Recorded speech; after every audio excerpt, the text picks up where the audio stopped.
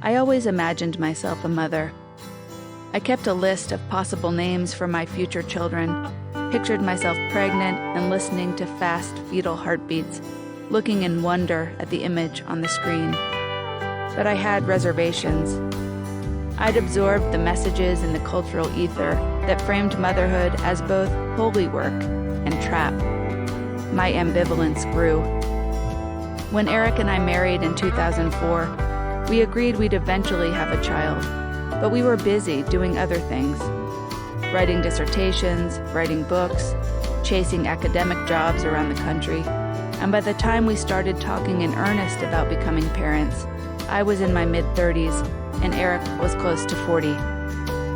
We moved to Southern California in 2007 and lived in a townhouse subsidized by the university where we both taught. Eric had been hired for his first tenure-track faculty position in a graduate school of education, preparing teachers for public school classrooms. I was the trailing spouse, language that reminded me of the signs along some California highways that show an adult holding the hand of a small child who appears to float in the wind, feet not touching the ground. Eric liked our life as it was. He liked our freedom, the ease of escaping to the Sierras to backpack and to the Alabama hills to climb, the unfettered time for activism, for work that might make a difference. We could turn our attention and our resources toward all children, he reasoned, not just our own. "You're enough for me," he said. "I'm okay if it's just the two of us." My friends had desperately wanted to be pregnant, and many had been willing to do anything to make pregnancy possible.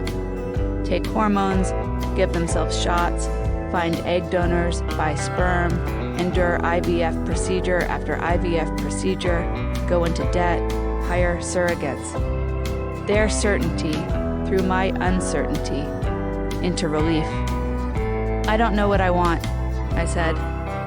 "Figure out what you want," he said, "and we'll do whatever you decide." I'd struggled for most of my life to name my desire, separate it from other people's expectations, to know my answers to even the smallest questions: pizza or burrito, hike or bike ride, comedy or documentary.